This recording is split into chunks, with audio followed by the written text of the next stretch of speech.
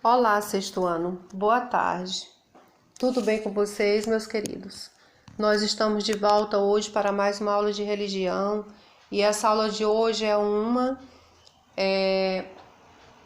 a nossa aula de hoje é uma revisão dos conteúdos que eu escolhi para fazer a nossa avaliação, ok? Foram 3 conteúdos: dominar o cuidar e a ecologia humana, viver o primeiro direito, certo? Então, desses 3 conteúdos, vamos lá para o nosso primeiro conteúdo. Dominar ou cuidar?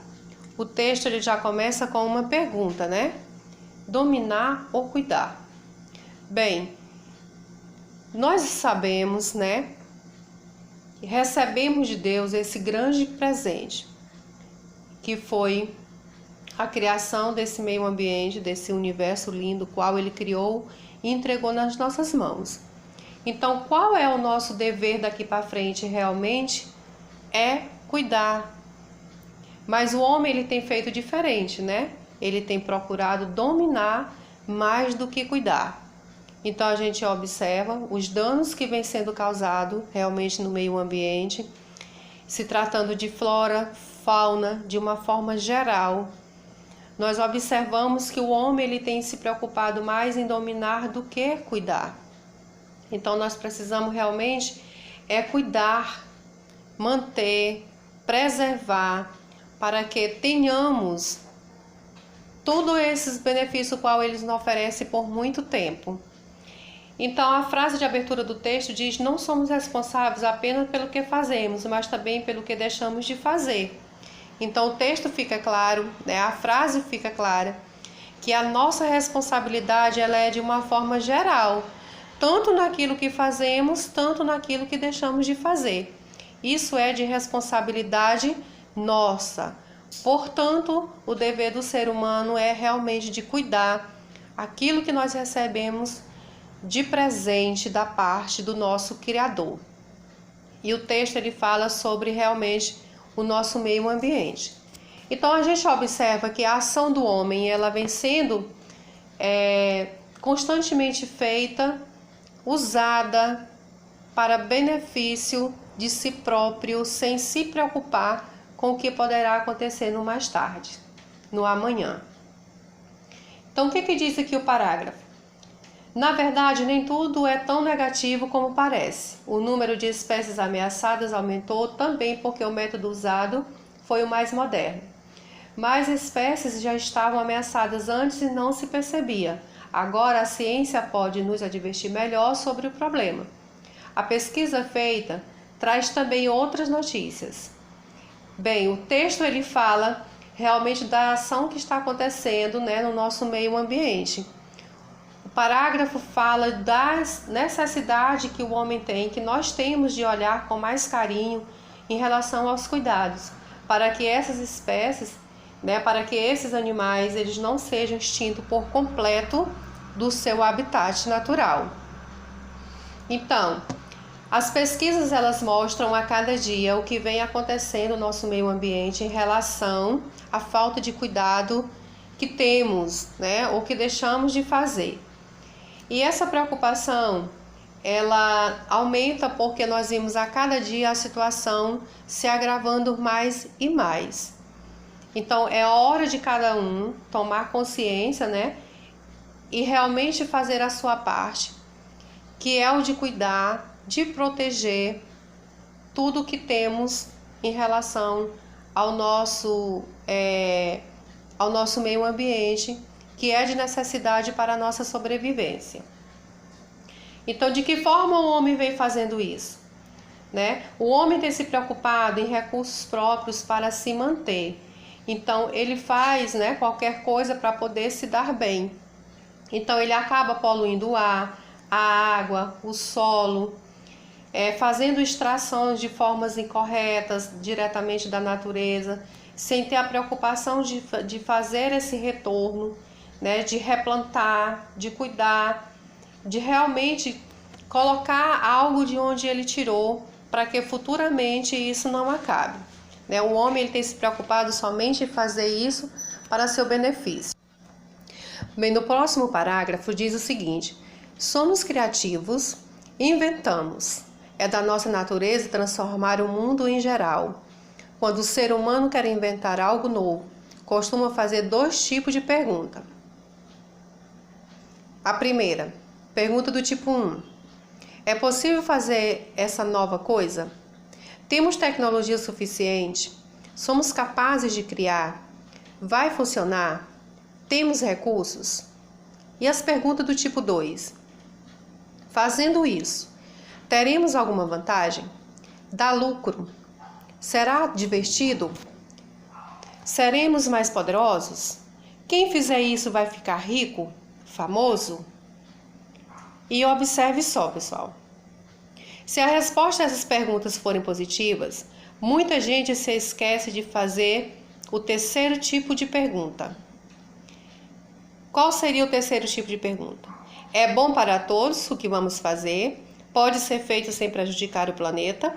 Alguém vai sofrer por causa disso? Há risco para a vida? Prejudicará os mais fracos? É correto agir desse jeito? O que a gente observa? Que as perguntas, as quais nós vimos lá, tipo 1, tipo 2, elas estão voltadas somente para o seu interesse. A pessoa em si olha primeiramente o seu lado. Então, se as respostas forem satisfatórias, eles não vão atrás de ouvir ou de atender as perguntas do tipo 3. Eles não vão pensar no segundo, Eles não vão pensar no próximo. É bom para todos? É bom para o planeta? Será que vai prejudicar? Então, o que a gente observou? Que o ser humano ele é egoísta. Muitas das vezes ele pensa só em si mesmo. Dando certo para ele é o que importa. Se deu tudo certo, se saiu tudo conforme ele planejou, então beneficiou a si próprio, é o que ele precisava. E a gente observa que não deve ser dessa forma, Nós devemos pensar também no futuro, pensar no outro, se isso não vai prejudicar, se isso não vai fazer alguém sofrer, se isso não vai correr risco de vida, se não vai prejudicar os mais fracos. E muitos não pensam dessa forma, Por exemplo, uma construção. Desmata um local para fazer uma construção.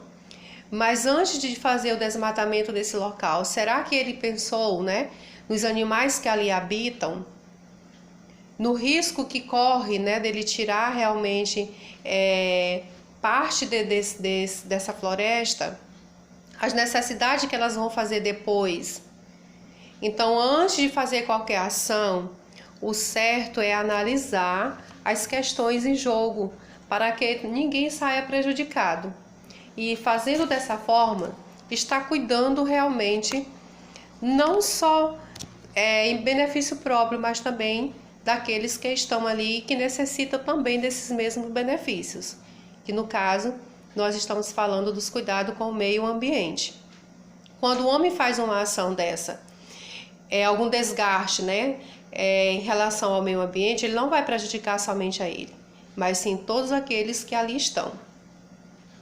Aí vem o próximo texto. E a ecologia humana? Se tratando desse assunto, a gente observa que nós, seres humanos, não precisamos de tanto, não precisamos de muito. Precisamos apenas de um pouco para poder nos satisfazer. Isso olhando ao olho humano, olhando pelo lado humano, o homem ele nunca está satisfeito com o que ele tem. Ele está sempre em busca de mais. E o que a gente observa? Que nós nos preocupamos, precisamos de tantas coisas, E no futuro, ou seja, e no resumido tudo, nós só precisamos apenas uns dos outros. Então, o homem, o ser humano, ele procura abraçar, conquistar tudo aquilo que ele tem vontade, que ele tem na concepção dele necessidade, sem se preocupar no amanhã. Então, ele mostra no primeiro parágrafo e diz o seguinte: o ser humano vive em comunidade, juntos precisam cuidar do que é de todos. Ao fazer isso, estamos cuidando de nós também. Cuidando, né, do local onde nós estamos, porque a aula ela continua falando sobre a proteção do meio ambiente, né? Os cuidados que temos que ter com o meio ambiente. Então ele mostra que quando nós cuidamos do local que nos pertence, nós estamos ajudando a todos ao mesmo tempo. E inclusive ele mostra a questão dos animais, né? Os animais já sabemos, precisam de um ecossistema, de um equilíbrio no seu meio ambiente para poderem sobreviver, certo? E nós, seres humanos, somos diferentes? Claro que não. Nós precisamos também desse equilíbrio, né? No meio ao qual nós vivemos. Para poder termos uma vida saudável, nós precisamos também de fazer esses cuidados, de ter esses cuidados. E aí a página, ela nos mostra, né? A ação do homem. Os seres humanos também dependem muito do seu meio ambiente, mas eles são, por natureza, transformadores do ambiente. Nós precisamos desse ambiente para a nossa sustentação, para o nosso bem-estar, para a nossa vivência. Mas nós mesmos fazemos, né, as transformações, que essas transformações elas vêm a nos prejudicar. Então ele mostra essa ação, né, dessa família dentro d'água. Então essas são consequências de quando desmatamos, de quando poluímos, de quando construímos aonde não devemos.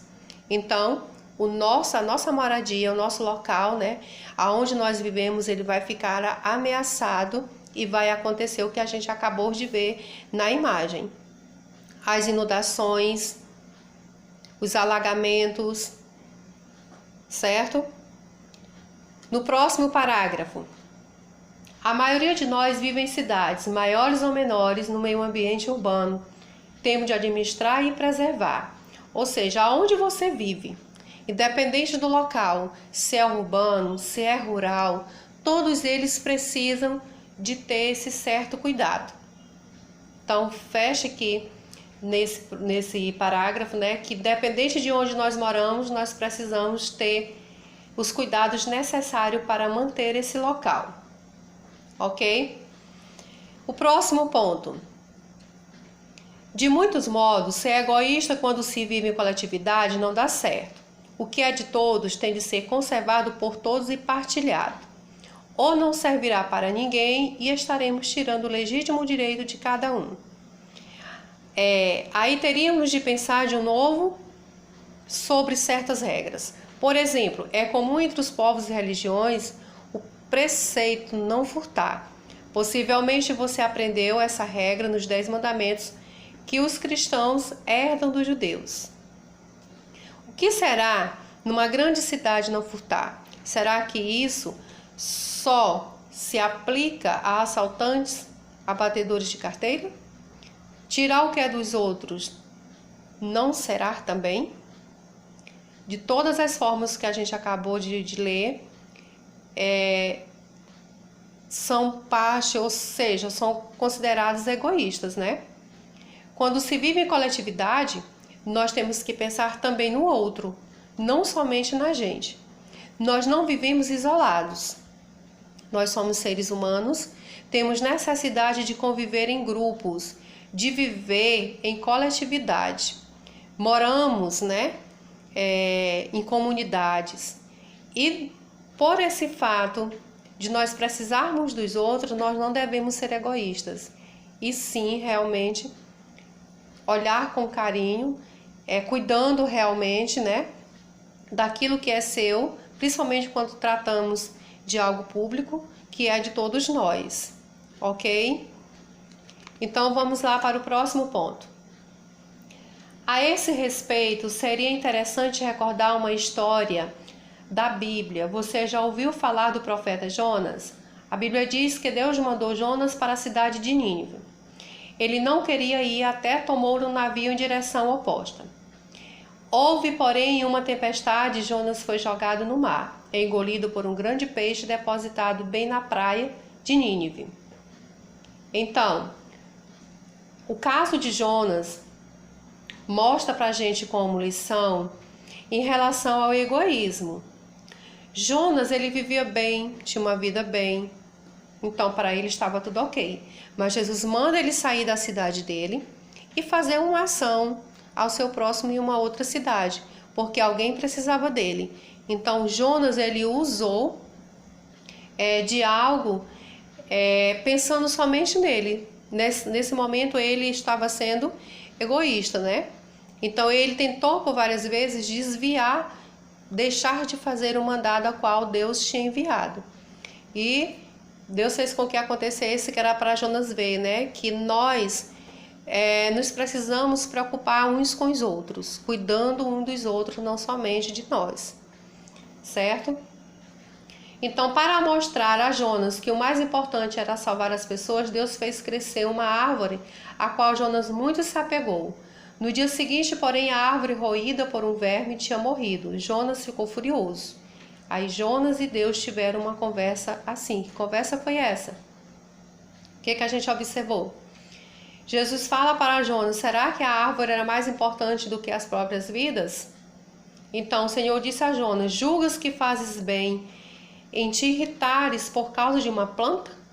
E Jonas respondeu: sim, tenho razão de me irar até a morte. Tiveste compaixão de um arbusto? Replicou o Senhor, pelo qual nada fizeste, que não fizeste crescer, que nasceu numa noite e numa noite morreu. E então, não hei de ter compaixão da grande cidade de Nínive, onde há mais de 120.000 seres humanos, que não sabem distinguir entre a mão direita e a esquerda, e uma inumerável multidão de animais? Então Jesus faz essa pergunta para Jonas, né? Que Jonas, ele deveria olhar realmente para as necessidades dos outros e não olhar somente para si. Então vamos lá para o nosso próximo assunto, que é o viver o primeiro direito. Gente, viver o primeiro direito, esse assunto ele relata, né, que todos nós temos esse direito, realmente temos os nossos direitos como seres humanos. Então ele mostra que viver o primeiro direito, na aula de hoje, nós podemos observar que fala sobre a questão de ter acesso àquilo que é de direito nosso. Então a aula ela começa, esse assunto ele começa falando sobre a nós mesmos cidadãos. Qual que são os nossos primeiros direitos? Bem, falando-se biblicamente, o nosso primeiro direito ele é de nascer, certo? Então, o direito de ter concebido a vida, né, de ter dado a vida, esse já foi nos dado por Deus, então é um direito que nós temos realmente, é o de nascer. Então, vamos lá. Começando aí no nosso parágrafo. Pensando nas necessidades e direitos das pessoas, faz tempo que a Assembleia Geral das Nações Unidas aprovou a Declaração Universal dos Direitos Humanos. Foi em 10 de dezembro de 1948. O que diz o primeiro artigo? Todos os seres humanos nascem livres, iguais em dignidade e direitos, e dotados que são de razão e consciência. Devem comportar-se fraternalmente uns com os outros. Existe, a Declaração Universal dos Direitos Humanos, que nos garante a esses direitos que nós temos por direito como seres humanos. O artigo 3. Todo indivíduo tem direito à vida, à liberdade e à segurança pessoal. No artigo 5, diz que ninguém será submetido a torturas, penalidades ou tratamentos cruéis, desumanos ou desagradáveis. Então, nós vimos alguns artigos que asseguram os direitos que temos como seres humanos em determinada área, certo? Quando lemos sobre os tratamentos cruéis, desumanos e degradantes, talvez a nossa primeira lembrança seja o que pode acontecer em campos de prisões ou de prisioneiros, nas guerras, nas prisões. Mas há outras situações em que o ser humano é submetido a condições que não combinam com sua dignidade e os seus direitos. Por isso, a Declaração dos Direitos Humanos diz também: o artigo 25. Toda pessoa tem direito a um nível de vida adequado que lhe assegure, assim como a sua família, a saúde, o bem-estar e, de modo especial, a alimentação e vestuário. habitação e assistência médica e os serviços sociais necessários.